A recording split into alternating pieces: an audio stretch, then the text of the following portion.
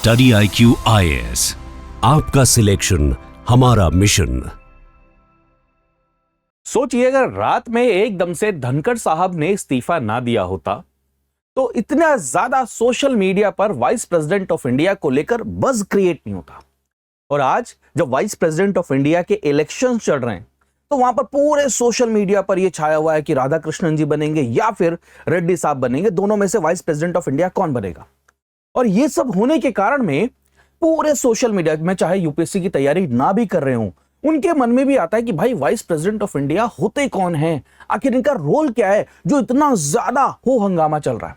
तो इस वीडियो में हम आज जानने की कोशिश करेंगे वाइस प्रेसिडेंट ऑफ इंडिया के बारे में।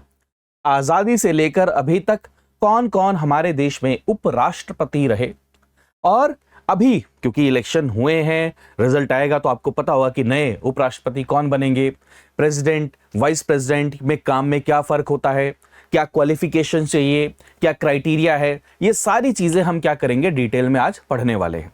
तो अगर आप देखें शुरू के अंदर में तो ये एनडीए के उम्मीदवार हैं राधाकृष्णन जी, और इधर जो इंडी अलायंस है जिसको हम इंडिया अलायंस भी बोलते हैं उसके उम्मीदवार हैं रेड्डी जी। आप सभी जानते हैं कि पूर्व सुप्रीम कोर्ट के जज रहे हैं रेड्डी जी, तो इनको क्या किया गया है, वाइस प्रेसिडेंट ऑफ इंडिया के लिए खड़ा किया गया है। अगर आप हमारे देश के अंदर में देखते हैं तो हम अपने आप को क्या बोलते हैं, रिपब्लिक, है ना। हमारा देश रिपब्लिक है, गणतंत्र है। तो रिपब्लिक का सबसे पहला मतलब ही होता है कि हमारे देश के जो हेड होंगे वो इलेक्टेड होंगे। इलेक्टेड का मतलब क्या कि उनको वोट देकर चुना जाएगा। ऐसा नहीं है कि भाई कोई राजा के घर में पैदा हुआ है तो वो राजा बन गया, ऐसा नहीं है। हमारे यहां पर इलेक्शन होता है। इलेक्शन यानी कि आप हम सभी के सभी क्या करते हैं, वोट करते हैं। तो ऐसे ही आप देखेंगे तो हमारे देश के प्रमुख कौन है, प्रेसिडेंट ऑफ इंडिया और वाइस प्रेसिडेंट ऑफ इंडिया। तो इनका भी क्या होता है, इलेक्शन होता है। अब जो ये इलेक्शन होता है ना, ये दो तरीके से होता है। एक होता है डायरेक्ट इलेक्शन और एक होता है इनडायरेक्ट इलेक्शन। आप सभी को ये चीज पता ही है। तो जो इनडायरेक्ट इलेक्शन और डायरेक्ट इलेक्शन के बीच में सबसे बड़ा फर्क है वोट कौन कर रहा है। तो डायरेक्ट इलेक्शन जैसे कि मेंबर ऑफ लेजिस्लेटिव असेंबली, जिसको आप विधायक बोलते हो, चाचा हमारे विधायक है भाई, काहे को टेंशन ले रहे हो, विधायक हो गए। मेंबर ऑफ पार्लियामेंट, अरे तुम्हें नहीं पता क्या, हमारे पड़ोसी सांसद हैं भैया, सांसद है ना, तो सांसद। तो इनके जब क्या होते हैं, इलेक्शन होते हैं, तो आप और हम, यानी कि आप और हम लाइन में लगकर जाकर डायरेक्ट क्या करते हैं, वोट करते हैं। उंगली काली करवाते हैं कि नहीं करवाते, है ना। तो इसको बोलते हैं डायरेक्ट इलेक्शन। और जो इनडायरेक्ट इलेक्शन होता है, जैसे कि president of India, vice president of India के जो इलेक्शन है, इनके अंदर में आप और हम डायरेक्ट वोट करने नहीं जाते। हमने किनको चुन रखा है, हमने विधायक को चुन रखा है, हमने सांसद को चुन रखा है, तो हमारे बिहाफ पर ये काम करते हैं। यानी कि यहां पर इनडायरेक्ट वोट होता है, हमने अपने रिप्रेजेंटेटिव को चुनकर भेजा और हमारे रिप्रेजेंटेटिव वोट करते हैं प्रेसिडेंट इलेक्शन और वाइस प्रेसिडेंट के इलेक्शन के अंदर में। तो इसलिए याद रखिएगा कि चाहे प्रेसिडेंट का इलेक्शन हो, चाहे वाइस प्रेसिडेंट ऑफ इंडिया का इलेक्शन हो, ये दोनों इलेक्शंस इनडायरेक्ट होते हैं। ये बहुत इंपॉर्टेंट है आपके एग्जाम के लिए। अब दरअसल जब आप पढ़ते हैं कि प्रेसिडेंट ऑफ इंडिया भाई पूरे देश के कॉन्स्टिट्यूशनल हेड हैं, कोई भी फाइल अगर जाती है तो उनके साइन के बिना वो एक्ट नहीं बनता है, सारी चीजें हम पढ़ते रहते हैं। तो जो वाइस प्रेसिडेंट ऑफ इंडिया है उनका क्या काम है, जब प्रेसिडेंट हैं ही तो उपराष्ट्रपति जी, वाइस प्रेसिडेंट ऑफ इंडिया जी क्या करते हैं। तो यहां पर एक बड़ी अच्छी बात याद रखिएगा कि वाइस प्रेसिडेंट ऑफ इंडिया, क्योंकि वो वाइस प्रेसिडेंट हैं हमारे देश के, इस कारण से एक वर्ड यूज किया जाता है एक्स ऑफिशियो, यानी कि वो हमारे इस ऑफिस को होल्ड कर रहे हैं। कौन से ऑफिस को होल्ड कर रहे हैं, आपके वाइस प्रेसिडेंट ऑफ इंडिया के ऑफिस को होल्ड कर रहे हैं। और दैट इज वाई वो राज्यसभा के चेयरपर्सन भी होते हैं। आप सभी जानते हैं कि हमारे पार्लियामेंट में दो हाउस हैं, एक है लोकसभा और एक है राज्यसभा। तो जो लोकसभा के जो पूरी डे टू डे फंक्शनिंग, पूरी की पूरी अध्यक्षता करते हैं, उसको बोलते हैं हम स्पीकर, है ना। और ऐसे ही जो आपके राज्यसभा के जो अध्यक्ष होते हैं, जो उसकी पूरी फंक्शनिंग को देखते हैं, जिन्हें हम सभापति भी हिंदी में कई बार बोलते हैं, वो कौन होते हैं, वाइस प्रेसिडेंट ऑफ इंडिया होते हैं। यानी कि कोई पर्सन, फॉर एग्जांपल प्रशांत, अगर वाइस प्रेसिडेंट ऑफ इंडिया कभी बन जाएं तो बाय इसका मतलब वाइस प्रेसिडेंट ऑफ इंडिया होने के नाते मैं राज्यसभा का चेयरपर्सन भी हूं। ये मेजर काम रहता है किसका, वाइस प्रेसिडेंट ऑफ इंडिया का नॉर्मल फंक्शनिंग में, कि वो राज्यसभा के सभापति के नाते पूरे के पूरे राज्यसभा का कामकाज वो देखते हैं। प्लीज इस चीज को नोट करिएगा। अगर आप सभी के सभी इसको और बढ़िया तरीके से समझना चाहते हैं तो आप इसको इस तरीके से समझ सकते हैं कि वाइस प्रेसिडेंट ऑफ इंडिया जो है हमारे, उसको एक्स ऑफिशियो वाला जो कंडीशन है उसको समझाने का एक अच्छा तरीका ये हो सकता है कि फॉर एग्जांपल मान के चलिए आपकी किसी से शादी होती है ना, तो आप एक्स वाई जी से शादी करते हैं तो आप उनके हस्बैंड या फिर वाइफ बनेंगे, है ना, यही चीज है। तो रिश्ता तो एक ही जुड़ा है, लेकिन इस रिश्ते के कारण में आप किसी के बहू भी होंगे या फिर दामाद भी होंगे, यानी कि एक रिश्ते के कारण में दूसरा रिश्ता बाय डिफॉल्ट साथ में आ रहा है। तो वैसे ही अगर कोई वाइस प्रेसिडेंट ऑफ इंडिया के ऑफिस को होल्ड करते हैं तो इसका मतलब वो हमारे राज्यसभा के चेयरपर्सन भी होते हैं। ये चीज याद रखिएगा, बहुत इंपॉर्टेंट है। राज्यसभा के चेयरपर्सन है, इसका मतलब ये नहीं है माय डियर फ्रेंड कि वो राज्यसभा के मेंबर है। जैसे कि लोकसभा के अंदर में जो स्पीकर होते हैं वो तो क्या होते हैं, लोकसभा के ही सदस्य होते हैं, यानी कि वहां के सांसद होते हैं। लेकिन राज्यसभा के जो चेयरपर्सन है यानी कि वाइस प्रेसिडेंट ऑफ इंडिया, क्या वो राज्यसभा के मेंबर होते हैं? नो, ये बहुत बड़ा डिफरेंस याद रखिएगा। तो ये कुछ चीजें मैंने आपके साथ में डिस्कस करने की कोशिश करी। और ये जो राज्यसभा के chairperson vice president of India की बात कर रहे हैं, आजादी के बाद से बहुत ही बड़ा एक पद रहा है जो हमारे कॉन्स्टिट्यूशन ने डिसाइड किया, एनविसाज किया कि भाई हमारे देश में एक ऐसा समझदार व्यक्ति वाइस प्रेसिडेंट होना चाहिए जो राज्यसभा की फंक्शनिंग को भी देख सके और हमारे देश को धीरे धीरे आगे प्रोग्रेस की तरफ में लेकर जा सके। तो अगर आप देखेंगे वाइस प्रेसिडेंट ऑफ इंडिया कौन कौन रहे हैं, तो सबसे पहले आप देखेंगे सर्वपल्ली राधाकृष्णन जी। 1952 से लेकर 1962 तक फर्स्ट हमारे वाइस प्रेसिडेंट ऑफ इंडिया रहे डॉक्टर सर्वपल्ली राधाकृष्णन जी। उसके बाद में अगर देखा जाए डॉक्टर जाकिर हुसैन 1962 से लेकर 1967 तक। यहां पर कुछ याद आ रहा है 67, यानी कि जैसे कि प्रेसिडेंट का इलेक्शन 5 साल के लिए होता है, वैसे ही वाइस प्रेसिडेंट का इलेक्शन भी 5 साल के लिए ही होता है। उसके बाद में वीवी गिरी जी वो रहे, लेकिन आप देखिए वो सिर्फ 2 साल ही रहे। उसके बाद में देखा जाए गोपाल स्वरूप पाठक जी, वो बनते हैं 1974 तक। उसके बाद में देखा जाए जत्ती जी 1974 से लेकर 1979 तक, 1979 से लेकर 1984 तक हिताजुल्ला जी, आप 5 साल देखते जाइए।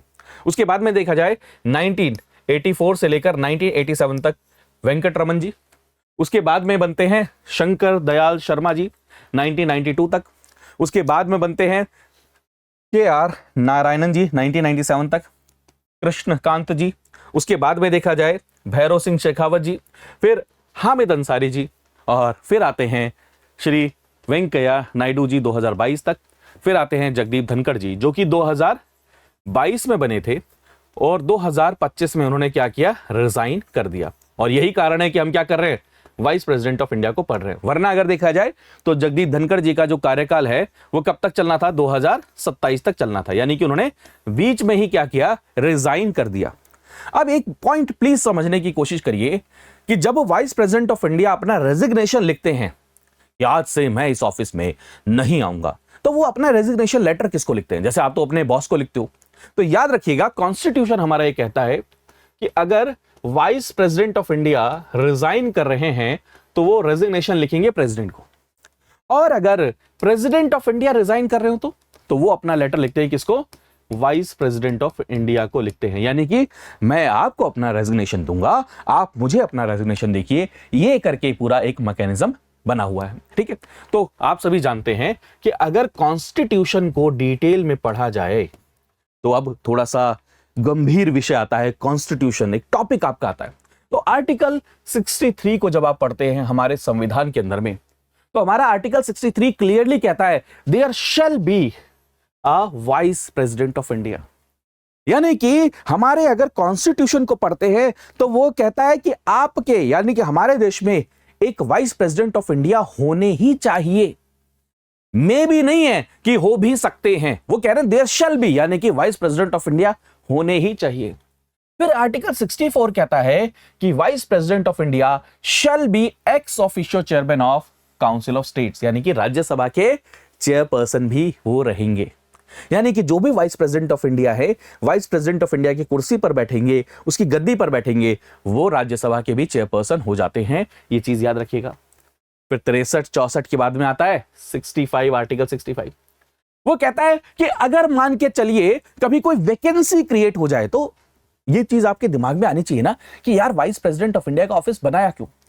सपोज करिए कभी प्रेसिडेंट के ऑफिस में कोई वैकेंसी हो जाए, प्रेसिडेंट भी तो रिजाइन कर सकते हैं, प्रेसिडेंट का स्वर्गवास हो जाए, या फिर प्रेसिडेंट को इंपीच कर दिया जाए, हटा दिया जाए, तो वैकेंसी क्रिएट हो गई, यानी कि अभी कोई प्रेसिडेंट नहीं है।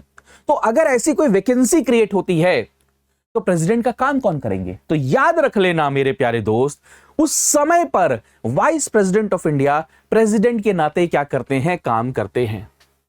In the event of occurrence of any vacancy, कभी भी कोई वैकेंसी होती है प्रेसिडेंट के ऑफिस में, यानी कि अब प्रेसिडेंट नहीं है, किस कारण से? प्रेसिडेंट का स्वर्गवास हो जाए, या फिर प्रेसिडेंट रिजाइन कर दें, या फिर प्रेसिडेंट को रिमूव कर दिया जाए, तो क्या होता है? तब वाइस प्रेसिडेंट ऑफ इंडिया किसकी तरह एक्ट करेंगे? प्लीज नोट करिएगा, वो प्रेसिडेंट नहीं बन जाते हैं, वो प्रेसिडेंट की तरह एक्ट करते हैं। क्या करते हैं? एक्ट करते हैं, जब तक नए प्रेसिडेंट अपने ऑफिस में दोबारा से ना आ जाए। बहुत इंपॉर्टेंट चीज है। कई बच्चे कहते हैं कि वो प्रेसिडेंट बन जाते हैं, नहीं है वो वाइस प्रेसिडेंट ऑफ इंडिया ही, बट माय डियर फ्रेंड वो एक्ट करते हैं एज ए वाइस क्या नाम है? President of India. ये भी चीज नोट कर लीजिएगा। The vice president shall also discharge the functions of president when latter is unable to do so. मान के चलिए प्रेसिडेंट कुछ लंबे समय के लिए बाहर चले गए, बीमार है, वैकेंसी तो नहीं हुई ना, देखो स्वर्गवास नहीं हुआ, रेजिग्नेशन नहीं दिया या फिर रिमूव नहीं किया गया, लेकिन वो प्रेसिडेंट अपना काम नहीं कर पा रहे, बीमार है काफी लंबे समय से, और दिल्ली से बाहर चले गए हैं, भारत से बाहर चले गए हैं काफी समय से, तो उस समय पर उनकी एब्सेंस में उनका काम कौन करेगा? प्लीज नोट करिएगा, अगर उनकी एब्सेंस होती है इलनेस के कारण में या किसी भी और कारण से, तो वाइस प्रेसिडेंट ऑफ इंडिया उनके सारे कामों को क्या करते हैं? डिस्चार्ज करते हैं। तो ये चीज आपके दिमाग में आती होगी ना कि मान के चलो 2 महीने के लिए ऑफिशियल दौरे पर प्रेसिडेंट जी चले जाएं, तो वैकेंसी तो नहीं हुई, ऑफिस में अभी प्रेसिडेंट ऑफ इंडिया है, लेकिन वो काम नहीं कर पा रहे, तो कौन करेंगे? वाइस प्रेसिडेंट ऑफ इंडिया करेंगे। अब एक बड़ी इंटरेस्टिंग बात समझिएगा, वाइस प्रेसिडेंट ऑफ इंडिया जब प्रेसिडेंट का काम कर रहे होंगे, जब प्रेसिडेंट का काम कर रहे होंगे, तो पता है उनको सारी पावर प्रेसिडेंट वाली मिलती है, सारी इम्यूनिटीज जो जो प्रेसिडेंट को मिली हुई हैं, वो सारी इम्यूनिटीज भी प्रेसिडेंट वाली उनको मिलती हैं। जिस जिस चीज के लिए प्रेसिडेंट ऑफ इंडिया एंटाइटल्ड हैं, वो सारी चीजें किसको मिलती हैं? उस समय पर वाइस प्रेसिडेंट ऑफ इंडिया को भी मिलती हैं। तो प्लीज याद रखिएगा, चाहे सैलरी हो, प्रिविलेजेस हो, सारी चीजें जो जो प्रेसिडेंट को मिलती हैं, वो सब कुछ वाइस प्रेसिडेंट ऑफ इंडिया को भी मिलता है। ठीक है, अब मान के चलो एक और बड़े इंटरेस्टिंग अभी आर्टिकल को डिस्कस करेंगे, लेकिन उससे पहले याद रखिएगा प्रेसिडेंट हमारे देश में सबसे हाईएस्ट ऑफिस है, उसके बाद में vice president of India second highest constitutional office है प्रेसिडेंट ऑफ इंडिया के बाद में। ये चीज नोट कर लेना। अब याद रखिएगा वाइस प्रेसिडेंट का इलेक्शन कैसे होता है। मैंने कहा भाई अपने विधायक जी को जब इलेक्शन करना होता है तो जाकर आप वोट कर देते हो, सांसद जी को जब इलेक्शन करना होता है तब तो जाकर वोट कर देते हो, लेकिन वाइस प्रेसिडेंट के समय पर आप और हम डायरेक्ट वोट नहीं करते, मैंने बताया इनडायरेक्ट वोटिंग होती है। तो कौन वोट करते हैं? तो याद रख लेना वाइस प्रेसिडेंट के इलेक्शन के अंदर में आपके राज्यसभा, लोकसभा के जो मेंबर्स हैं, मेंबर्स मींस चाहे इलेक्टेड मेंबर हो चाहे वो नॉमिनेटेड मेंबर हो। प्लीज याद रखिएगा राज्यसभा के अंदर में 2 टाइप के मेंबर होते हैं, एक इलेक्टेड मेंबर जिनका इलेक्शन हुआ है और एक नॉमिनेटेड मेंबर जिनको प्रेसिडेंट ने नॉमिनेट किया है। ऐसे 12 मेंबर्स होते हैं। तो ये मिलाकर दोनों के दोनों क्या करते हैं? वोट करते हैं। ऐसे ही लोकसभा के अंदर में जो इलेक्टेड मेंबर है, क्योंकि अब लोकसभा में नॉमिनेटेड मेंबर नहीं है, उनको हटा दिया गया है, अब सिर्फ और सिर्फ इलेक्टेड मेंबर ही होते हैं। तो प्लीज याद रखिएगा, इसको आप सिंपल टर्म में कह सकते हैं कि राज्यसभा के सभी मेंबर्स, लोकसभा के सभी members vice president of India के इलेक्शन में वोट करते हैं। प्लीज नोट करेगा, क्योंकि यहां पर एक बहुत बड़ा बेसिक डिफरेंस है। जब प्रेसिडेंट का इलेक्शन होता है जब प्रेसिडेंट का इलेक्शन होता है तो जो स्टेट की विधानसभा होती है ना, जैसे उत्तर प्रदेश की विधानसभा है, उसके जो विधायक होते हैं, ऐसी हमारे देश के अंदर में जितनी भी लेजिस्लेटिव असेंबली है, वहां के जितने भी मेंबर यानी कि एमएलए, वो सब भी प्रेसिडेंट के इलेक्शन में वोट करते हैं। साथ में राज्यसभा के इलेक्टेड मेंबर्स वोट करते हैं, ऐसे ही लोकसभा के इलेक्टेड मेंबर्स वोट करते हैं। ये प्रेसिडेंट के इलेक्शन में होता है, ये प्रेसिडेंट के इलेक्शन में होता है, जहां पर विधानसभा के भी मेंबर्स, इलेक्टेड मेंबर्स वोट करते हैं, राज्यसभा के भी इलेक्टेड मेंबर्स वोट करते हैं, लोकसभा के भी इलेक्टेड मेंबर्स वोट करते हैं। बट जब हम वाइस प्रेसिडेंट ऑफ इंडिया की बात करते हैं तो डिफरेंस आ जाता है कि राज्यसभा के सभी देखिए फर्क समझिए, इलेक्टेड और सभी का मतलब इलेक्टेड भी एंड नॉमिनेटेड भी, एंड लोकसभा के सभी ये मेंबर्स क्या करते हैं, वोट करते हैं। यानी कि वाइस प्रेसिडेंट ऑफ इंडिया के इलेक्शन के अंदर में आपके जो स्टेट असेंबलीज हैं, विधानसभा है, वो वोट नहीं करते हैं। ये प्लीज डिफरेंस याद रखिएगा। तो वही चीज बताने की कोशिश कर रहे हैं कि वाइस प्रेसिडेंट ऑफ इंडिया के इलेक्शन के अंदर वोट कौन करते हैं, मेंबर्स ऑफ कौन से, दोनों हाउसेस के मेंबर्स इसमें वोट करते हैं। अच्छा, वोट कैसे किया जाता है, यहां पर याद रख लीजिएगा, प्रोपोर्शनल रिप्रेजेंटेशन का तरीके से वोट किया जाता है और सिंगल ट्रांसफरेबल वोट सिस्टम। जैसे कि एक एग्जांपल देके समझाने की कोशिश करता हूं। जैसे आप अभी एमएलए का कोई इलेक्शन हुआ आपके एरिया में, 4 कैंडिडेट हैं, ए कैंडिडेट है, बी कैंडिडेट है, सी कैंडिडेट है, डी कैंडिडेट है, 4 लोग होते हैं। तो क्या आप जाते हो तो क्या चारों को वोट करते हो या चारों में प्रेफरेंस बताते हो कि भैया ए सबसे पहले प्रेफरेंस है, बी उसके बाद में है, सी उसके, नहीं, आप सीधा जाते हो ईवीएम में बटन दबाते हो कि भाई मुझे ए चाहिए, ए जीत जाते हैं। लेकिन आपने प्रेसिडेंट के इलेक्शन, वाइस प्रेसिडेंट के इलेक्शन में एक वर्ड सुना होगा, सिंगल ट्रांसफरेबल वोट, STV। ये क्या होता है, इसके अंदर में ऐसे समझिए जैसे मैं प्रशांत हूं, मुझे वोट करना है इलेक्शन में, है ना, तो वहां पर जितने भी कैंडिडेट खड़े हैं, क्या, जितने भी कैंडिडेट खड़े हैं, वहां पर मैं अपनी प्रेफरेंस बताता हूं। फॉर एग्जांपल मान के जो 3 कैंडिडेट खड़े हैं, A, B और C, तो मैं पता है क्या बताऊंगा, ये नहीं बताऊंगा कि भाई साहब मैं तो सिर्फ A को वोट दे रहा हूं, नहीं, आप पता है कैसे बताओगे कि A मेरी फर्स्ट प्रेफरेंस है, B मेरी सेकंड प्रेफरेंस है और C मेरी थर्ड प्रेफरेंस है। यानी कि आप लिखोगे A first preference, B second preference, C third preference, ऐसा करके आप लिखोगे। तो जब फर्स्ट राउंड काउंटिंग होती है ना, तो सभी की फर्स्ट प्रेफरेंस को काउंट किया जाएगा। अगर सपोज करिए फर्स्ट प्रेफरेंस को काउंट करने के बाद में A को 50% से ज्यादा, 50% प्लस में 1 वोट मिल गए, यानी कि 50% से ज्यादा लोगों की फर्स्ट प्रेफरेंस A है, तो A विनर हो जाएंगे। अगर बाई चांस मान के चलिए, इसीलिए प्रेसिडेंट और वाइस प्रेसिडेंट इलेक्शन के अंदर में टाइम लगता है, कि अगर बाई चांस मान के चलिए जो फर्स्ट प्रेफरेंस है उसको 50% से ज्यादा वोट ना मिले तो फिर सेकंड प्रेफरेंस को काउंट किया जाता है, फिर थर्ड प्रेफरेंस को काउंट किया जाता है। ऐसे काउंट करते रहते हैं जब तक किसी भी एक कैंडिडेट को 50% से ज्यादा वोट ना मिल जाए। इसलिए इसको बोला जाता है क्या, सिंगल ट्रांसफरेबल वोट सिस्टम। तो ये भी चीज याद रखिएगा। एंड बहुत इंपॉर्टेंट चीज, इसमें सीक्रेट बैलेट होता है। सीक्रेट बैलेट का मतलब आपने टीवी वगैरह में देखा होगा कि लोग वोट देकर आते हैं, दिखाते हैं जी हमने वोट दे दिया, तो उसको बोलते हैं ओपन बैलेट। क्या आप बता सकते हो सबको कि मैं किसको वोट दे रहा हूं। लेकिन प्रेसिडेंट का इलेक्शन, वाइस प्रेसिडेंट के इलेक्शन में आप सीक्रेट बैलेट की किसी को दिखाना नहीं होता कि जी देखो मैं इनको वोट कर रहा हूं, है ना, ये चीज याद रखिएगा।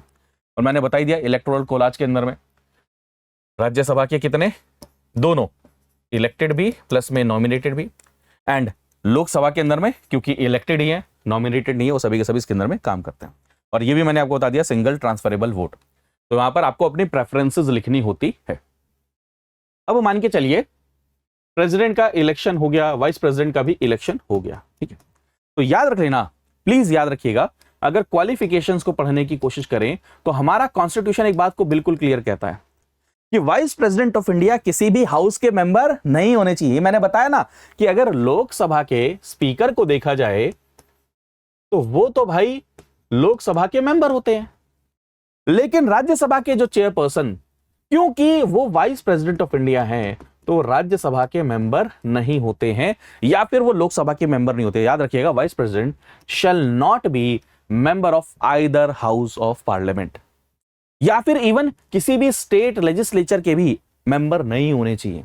सपोज करो अगर वो हैं भी, तो अगर वो वाइस प्रेसिडेंट ऑफ इंडिया बन जाते हैं, जैसे ही वो शपथ लेंगे उनको क्या करना पड़ेगा, अपने उस ऑफिस को, यानी कि जहां के वो सांसद हैं, एमएलए हैं, उसको वेकेट करना पड़ेगा। ये कंडीशन क्लियरली मेंशन है, यानी कि एक साथ समय पर आप दो ऑफिस को होल्ड नहीं कर सकते कि भाई मैं वाइस प्रेसिडेंट ऑफ इंडिया भी बना रहा हूं और मेंबर ऑफ पार्लियामेंट भी बना रहा हूं। ठीक है, और कुछ क्वालिफिकेशंस मेंशन है क्या हमारे देश में? जी हां, जैसे कि no person shall be eligible for election as vice president of India unless, क्या क्वालिफिकेशन है? वो भाई सिटीजन ऑफ इंडिया होने चाहिए, भारतीय नागरिक होने चाहिए। दूसरा, उनकी एज 35 इयर्स उससे ज्यादा होनी चाहिए, 35 साल की उम्र कंप्लीट कर लेनी चाहिए, तभी जाकर आप वाइस प्रेसिडेंट ऑफ इंडिया के इलेक्शन में खड़े हो सकते हैं। और आप क्वालिफाइड होने चाहिए, प्लीज नोट करिएगा, ये क्वालिफाइड होने चाहिए कि आप राज्यसभा के मेंबर चुने जा सकते हैं। क्वालिफाइड होने चाहिए। इन 3 कंडीशंस को फुलफिल करेंगे तभी आप वाइस प्रेसिडेंट ऑफ इंडिया के इलेक्शंस को फाइट कर सकते हैं। एक और चीज याद रखिएगा, आर्टिकल 66 सब क्लॉज 4 कहता है a person shall not be eligible for election as vice president of India अगर उनके पास में ऑफिस ऑफ प्रॉफिट है। ऑफिस ऑफ प्रॉफिट का मतलब क्या? फॉर एग्जाम्पल, आप वाइस प्रेसिडेंट ऑफ इंडिया तो है ही, साथ में किसी और दूसरे ऑफिस को होल्ड करते हैं जहां से आपको सैलरी मिल रही है, जहां से आपको पैसा मिल रहा है, जहां से आपको बेनिफिट्स मिल रहे हैं। फॉर एग्जाम्पल, हो सकता है आप किसी गवर्नमेंट इंडिया के किसी गवर्नमेंट ऑफिस में ऑफिस होल्ड करते हो, साथ में आप कहें जी मैं वाइस प्रेसिडेंट ऑफ इंडिया बनना चाहता हूं, ऐसा नहीं। तो याद रखिएगा, आप गवर्नमेंट ऑफ इंडिया में या किसी स्टेट गवर्नमेंट में, लोकल अथॉरिटी में आप इंगेज नहीं हो सकते, कोई ऑफिस होल्ड नहीं कर सकते अगर आप वाइस प्रेसिडेंट ऑफ इंडिया बनेंगे। ठीक है, अब मैंने आपको बताया कि vice president of India resign भी कर सकते हैं, लेकिन उनको हटाया भी तो जा सकता है ना। तो उसके लिए अगर आप देखते हैं आर्टिकल 67 सब क्लॉज बी है। अब मैंने आपको बताया बार बार कि vice president of India Rajya Sabha के चेयरमैन है ना, राज्यसभा के चेयरपर्सन है। स्टेट्स का बहुत इंपॉर्टेंट रोल होता है उनके इलेक्शन में। तो ये बड़ी इंटरेस्टिंग बात याद रखिएगा कि अगर वाइस प्रेसिडेंट ऑफ इंडिया को हटाना है, रिमूव करना है उनके ऑफिस से, तो उसका जो रेजोल्यूशन है पता है कहां से आ सकता है? सिर्फ और सिर्फ राज्यसभा से उस रेजोल्यूशन की शुरुआत होती है। ये बहुत इंपॉर्टेंट है। आर्टिकल 67 कहता है कि आप भाई जो वाइस प्रेसिडेंट ऑफ इंडिया है वो ऑफिस में 5 साल तक रहेंगे। एक बड़ी इंटरेस्टिंग और चीज याद रखिएगा कि आप 5 साल पूरे होते ही ऑफिस खाली कर दो, खाली कर दो, खाली कर दो, नहीं। जब तक नए वाइस प्रेसिडेंट ऑफ इंडिया ना आ जाए, भले ही आपके 5 साल कंप्लीट हो गए हैं, आप ऑफिस को होल्ड करके रखते हैं। प्लीज याद रखिएगा, भले ही वाइस प्रेसिडेंट ऑफ इंडिया के 5 साल कंप्लीट हो गए, लेकिन जब तक उनके सक्सेसर ऑफिस में ना आ जाए तब तक वो ऑफिस को होल्ड करते हैं। आप ये नहीं कह सकते जी आपके 5 साल हो गए अब जाइए जाइए, नहीं। जब तक उनके सक्सेसर नहीं आ जाएंगे तब तक वो क्या करेंगे? ऑफिस को होल्ड करके रखेंगे। और मैंने आपको बताया vice president of India resign भी कर सकते हैं और उनको हटाया भी जा सकता है। प्लीज प्लीज नोट करिएगा, उनको कैसे हटाया जा सकता है? वो रेजोल्यूशन जो कहां आएगा? राज्यसभा में आएगा। और वहां पर कौन सी मेजॉरिटी चाहिए होती है? ये क्वेश्चन कई बार पूछा गया है। वहां पर इफेक्टिव मेजॉरिटी चाहिए होती है जिसके थ्रू उनको हटाया जाता है। तो रेजोल्यूशन कहां पर आएगा? राज्यसभा में। और उस रेजोल्यूशन पे एग्री होगा लोकसभा, तब जाकर क्या किया जा सकता है? वाइस प्रेसिडेंट ऑफ इंडिया को हटाया जा सकता है। ठीक है, अब बड़ी इंटरेस्टिंग बात एक और आती है। मान के चलो प्रेसिडेंट का इलेक्शन हो गया या वाइस प्रेसिडेंट का इलेक्शन हो गया। अब आपको लगता है जी इलेक्शन प्रोसेस में थोड़ा सा, अच्छा इलेक्शन कराता कौन है? इलेक्शन कमीशन ऑफ इंडिया कराता है। ये भी बड़ी इंटरेस्टिंग बात है ना। इलेक्शन कमीशन ऑफ इंडिया वैसे भी बहुत ज्यादा न्यूज में है। अब सोचो कोई लोग आरोप लगा दें कि जी वाइस प्रेसिडेंट ऑफ इंडिया का इलेक्शन धोखेधड़ी से हुआ है, गलत तरीके से हुआ है, वोट की काउंटिंग हुई है, अलग अलग चीजें आपको पता ही है। तो अगर ऐसा कोई डिस्प्यूट होता है तो उस डिस्प्यूट को कौन सॉल्व करेगा? कौन सॉल्व करेगा? तो उसके लिए supreme court of India. Please note करिएगा, कोई भी मैटर अगर वाइस प्रेसिडेंट या प्रेसिडेंट के इलेक्शन से रिलेटेड है तो उस डिस्प्यूट को कौन सॉल्व करता है? सुप्रीम कोर्ट सॉल्व करता है और उसका डिसीजन फुल एंड फाइनल है। अब एक बड़ी इंटरेस्टिंग क्वेश्चन पूछता हूं। सपोज करो सुप्रीम कोर्ट ने कहा कि जी जो ये वाइस प्रेसिडेंट ऑफ इंडिया हैं ये गलत तरीके से बन गए थे, इनका इलेक्शन खत्म, टाटा बाय बाय। तो क्या उन्होंने वाइस प्रेसिडेंट रहते समय जो जो डिसीजन लिए थे क्या वो भी खत्म हो जाएंगे, जीरो हो जाएंगे? मैं फिर समझाता हूं। वाइस प्रेसिडेंट ऑफ इंडिया का इलेक्शन होता है, किसी ने सुप्रीम कोर्ट में केस डाला एंड सुप्रीम कोर्ट को बाद में पता चलता है कि यार ये जो इलेक्शन है वाइस प्रेसिडेंट का या फिर प्रेसिडेंट का, ये वॉइड है, ये गलत तरीके से इलेक्शन हुआ है और इस इलेक्शन को ही नल कर देते हैं। तो क्या उनके द्वारा जो किए गए काम है, जब वो प्रेसिडेंट थे, जब वो वाइस प्रेसिडेंट थे, क्या उनके द्वारा किए गए काम भी जीरो हो जाते? नहीं नहीं नहीं, प्लीज नोट करिएगा, वो वॉइड नहीं होते हैं, वो इनवैलिडेट नहीं होते हैं। ठीक है। दूसरा आप देखेंगे, पार्लियामेंट के पास में अभी भी अधिकार है कि वाइस प्रेसिडेंट या प्रेसिडेंट के इलेक्शन से रिलेटेड और भी कोई लॉ कोई भी पार्लियामेंट क्या कर सकती है, बना सकती है। ठीक है, क्लियर है। और मैंने आपको बताया एक बड़ी इंटरेस्टिंग और एक बड़ी जिम्मेदारी वाली बात आप समझने की कोशिश करिए कि मैंने बार बार आपको जिक्र कर रहा हूं कि वाइस प्रेसिडेंट ऑफ इंडिया को हटाया जा सकता है। एक कॉन्स्टिट्यूशनल पोजीशन पे अगर एक पर्सन को हटाना है तो कुछ ग्राउंड्स तो होने चाहिए, कुछ रीजन तो होने चाहिए। तो यहां पर अगर आप पढ़ते हैं कॉन्स्टिट्यूशन में कोई भी ग्राउंड्स स्पेसिफाई नहीं किए गए हैं कि आप वाइस प्रेसिडेंट ऑफ इंडिया को कैसे हटा सकते हैं। कोई भी ग्राउंड्स मेंशन नहीं किए गए और यह सबसे बड़ी प्रॉब्लम है, क्योंकि ग्राउंड्स को जब मेंशन नहीं किया है तो इसके मिसयूज होने के भी चांसेस हमेशा नजर आते हैं। दूसरा, अगर आपको वाइस प्रेसिडेंट ऑफ इंडिया को हटाना है, रिमूव करना है, तो उसके लिए आपको पहले 14 डे का नोटिस देना होगा कि भाई हम वाइस प्रेसिडेंट ऑफ इंडिया को हटाना चाहते हैं, यानी कि चेयरमैन ऑफ राज्यसभा को हटाना चाहते हैं। और उसमें बकायदा लिखना होगा, उस नोटिस में लिखना होगा कि पार्लियामेंट के क्यों, आखिर क्या रीजन है, क्यों, किस इंटेंशन से हम राज्यसभा के चेयरपर्सन को हटाना चाहते हैं। और फिर जब अगर रेजोल्यूशन, वही राज्यसभा में रेजोल्यूशन पास हो जाए और लोकसभा भी इस पे एग्री हो जाए, तो क्या होता है, वाइस प्रेसिडेंट ऑफ इंडिया को हटाया जा सकता है। ठीक है। तो ये कुछ चीजें मैंने यार सोचा आपको, क्योंकि न्यूज में है तो इसको आपको पढ़ लेना चाहिए, और मैंने बहुत जिम्मेदारी से पूरा वाइस प्रेसिडेंट ऑफ इंडिया आपको पढ़ाने की कोशिश करी है। ट्रस्ट मी, ये कंप्लीट है एग्जाम के पर्सपेक्टिव से भी और आपकी नॉलेज के पर्सपेक्टिव से भी। तो आई होप आपको ये वीडियो पसंद आई होगी। तो जो लिस्ट बताई उसमें जो भी रिजल्ट आ जाएगा उसके बाद में वो extra next vice president of India को ऐड कर लीजिएगा कि हाँ, ये वाइस प्रेसिडेंट ऑफ इंडिया हो चुके हैं। तो अगर आप यूपीएससी की तैयारी कर रहे हैं या फिर स्टेट पीएससी की, जुडिशरी की, किसी भी चीज की तैयारी कर रहे हैं, तो आप स्टडी IQ IAS पर ज्वाइन कर सकते हैं, क्योंकि इस समय पर प्राइस भी ड्रॉप है, प्लस में 12 सितंबर के बाद में ये प्राइस इंक्रीज हो जाएंगे, दोबारा से गिरने वाले नहीं है। तो आप डायरेक्ट इसमें एनरोल कर सकते हैं। स्टडी IQ की वेबसाइट को ओपन करिए, वहां पर आप जब बैच ओपन करते हैं तो वहां पर एक डिस्काउंट के लिए कोड लगाना होता है, तो आप PRT लाइव कोड यूज कर सकते हैं। अगर आपको लगता है कि नहीं, मुझे अभी और इंफॉर्मेशन की जरूरत है, तो आप कॉल भी कर सकते हैं, मेरी टीम आपको हेल्प करेगी 9240023222 पर, या फिर आप मुझे अपना नंबर खुद मेरे को पर्सनली मैसेज कर सकते हैं, प्रशांत तिवारी 26, ये टेलीग्राम हैंडल है मेरा, वहां पर आप मैसेज कर सकते हैं। और आप मेरे साथ कनेक्टेड रहने के लिए ये इंस्टाग्राम प्रोफाइल है, इस पे स्कैन कर लेंगे तो मेरी प्रोफाइल मिल जाएगी। ऐसे ही सेशंस की अपडेट के लिए, PDF के लिए हमारा टेलीग्राम चैनल है, आपका टेलीग्राम चैनल है प्रशांत तिवारी नाम से। बच्चे बहुत ज्यादा सर्च करते थे, परेशान रहते थे कि नहीं मिलता था, अकाउंट नहीं मिलता था इंस्टा का, टेलीग्राम का, तो उसका भी प्रोफाइल का स्कैनर लगा दिया। आप सभी स्कैन करके उस प्रोफाइल को डायरेक्ट फॉलो कर सकते हैं। Thank you so much. अपना ध्यान रखिए, मुस्कुराते रहिए, पढ़ते रहिए, और ऐसी वीडियोज में लगातार हम मिलते रहेंगे। बाय बाय, टेक केयर दोस्तों, जय हिंद। स्टडी IQ IAS, आपका सिलेक्शन हमारा मिशन।